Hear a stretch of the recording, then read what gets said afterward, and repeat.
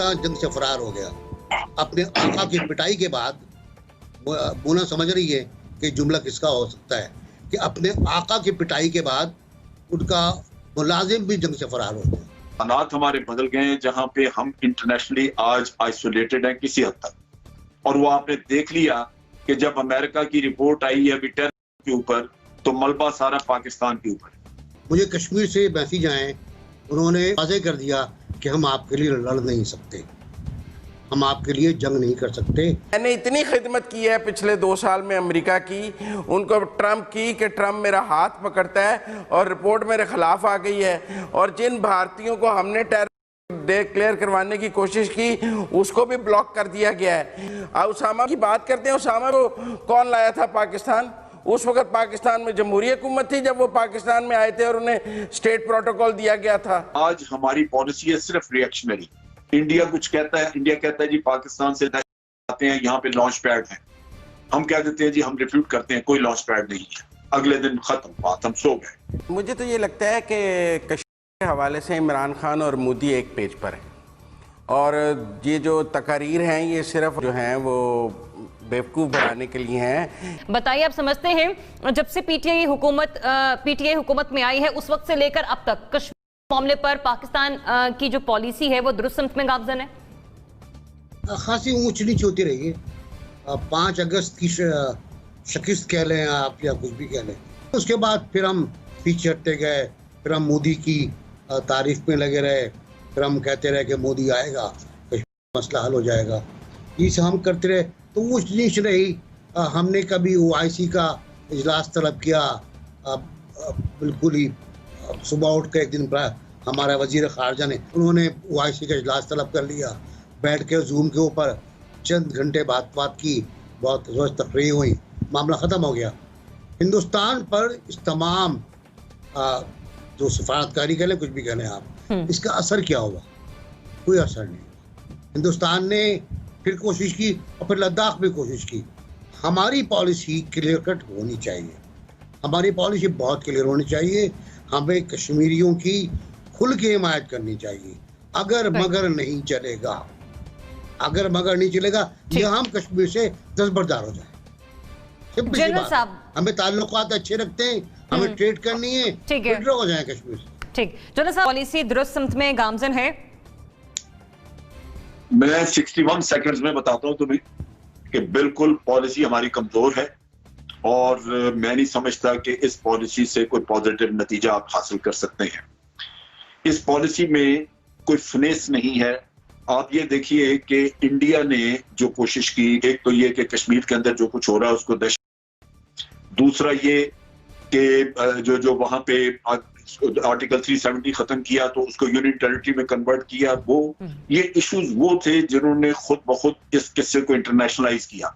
हमारे लिए ये एक अपॉर्चुनिटी थी कि ये जब दुनिया में उठ गया किस्सा तो अब हम इससे भरपूर फायदा उठाएं, लेकिन हमने ये नहीं किया। आज हमारी पॉलिसी है सिर्फ रिएक्शनरी।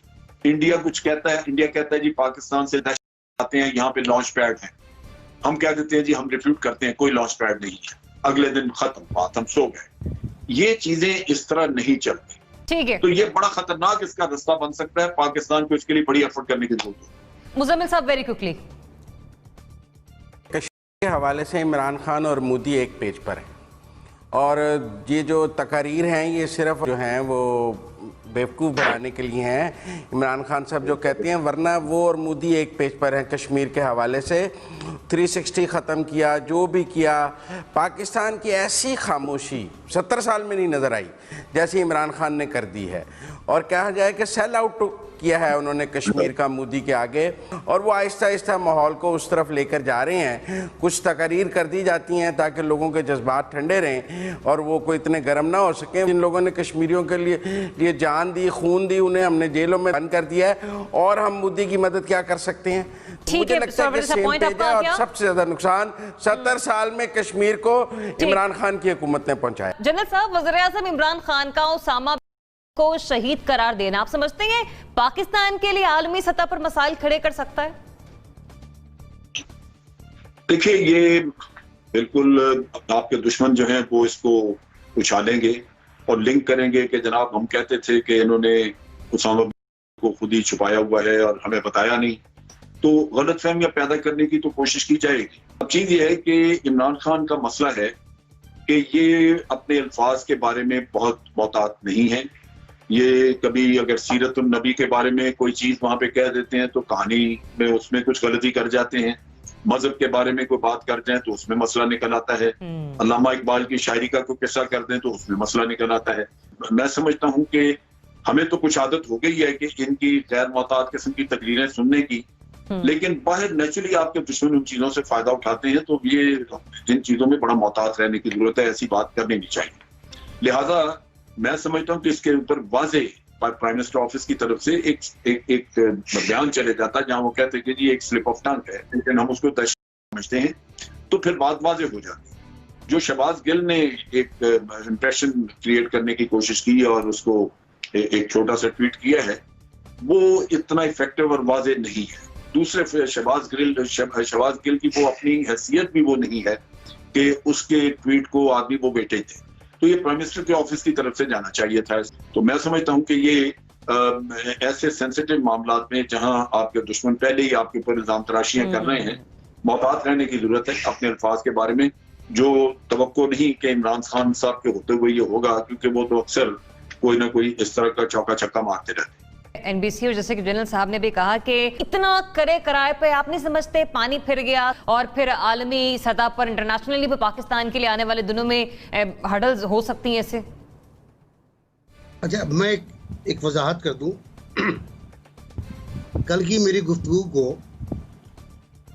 जंगूइज्म करार दिया गया है। अच्छा। और ट्वीट के ऊपर बाज़ लोगों ने बहुत बुराई की है। मुझे कश्मीर से मैसेज आए, उन्होंने उन 4 अफराद का बहुत शुक्रिया अदा किया है जिन्होंने वाज़ेह कर दिया कि हम आपके लिए लड़ नहीं सकते, हम आपके लिए जंग नहीं कर सकते, जंग का ऑप्शन बंद है। 1 ये बात हो गई। मैं अफगानिस्तान के मेरे बड़े अफगानिस्तान से आज तक स्ट्रेटजिक डेप्थ के नाम के ऊपर अफगानिस्तान को अपना करीब करने पर वगैरह वगैरह जो भी हमारे यहाँ होता रहा है, हम पर कुफ्र के फतवे भी लगे, हमको दुश्मन भी करार दिया गया। हम जंग के खिलाफ हमेशा रहे, लेकिन इंसानी हुकूक की हिमायत में हमसे आगे कोई नहीं। दूसरी बात ये है बहुत सिंपल सी कि प्राइम मिनिस्टर ने जो कुछ कहा वो एम ही नहीं था। शहीद जो कहा गया वो आफ्टर थॉट था। ब्रॉडकास्टिंग की दुनिया में उसको हम पॉज कहते हैं। जो तलत हुसैन बहुत तगड़े पॉज लिया करते थे जुमले को वाजे करने के लिए। तुम कातिल हो, तुमने कत्ल किया है, ये स्टाइल होता था। नापा वाले सिखाते, तो मार दिया, पॉज आया, शहीद कर दिया। अच्छा, 2016 में प्राइम मिनिस्टर जब ये नहीं थे, फिर इनसे एक इंटरव्यू हुआ था जिसमें इन्होंने कह दिया था कि जी मैं इस पर कमिट नहीं करूँगा कि कौन है, क्या है, किस तरह हुआ है, और ना मैं ये कमिट करूँगा शहीद है, ना मैं कहूँगा कि हलाक हो गया। ये एक इंटरव्यू मौजूद है, और उससे पहले भी। और उसके बाद जो आप कहते हैं दौड़ लगी है, 2 की लगी। एक लगी पाकिस्तान जंग से फरार हो गया, अपने आका की पिटाई के बाद। बोना समझ रही है कि जुमला किसका हो सकता है कि अपने आका की पिटाई के बाद उनका मुलाजिम भी जंग से फरार हो गया। 1 और दूसरा ये कि इमरान खान ने उसामा को शहीद करार दे दिया। तीसरा वाला हवाबाजी वक्त के जो मिनिस्टर है हमारे, उनका रिचर्ड क्विस्ट ने प्रोग्राम किया है। रिचर्ड क्विस्ट का प्रोग्राम है कि ये एक इंतहाई गैर मामूली वाक़या है हवाबाजी की तारीख में। ये भी हमारा बेड़ा गर्क हो गया है। अब सोचते रहिएगा कितनी पाबंदियां आप पे लगने वाली हैं। जनरल साहब जानते हैं। ठीक है, एनबीसी पॉइंट आपका आ गया तफसीलन। मैं आपका मैंने इंप्रेशंस पे सुन लिया। यहाँ पे जरा एक कमेंट दे।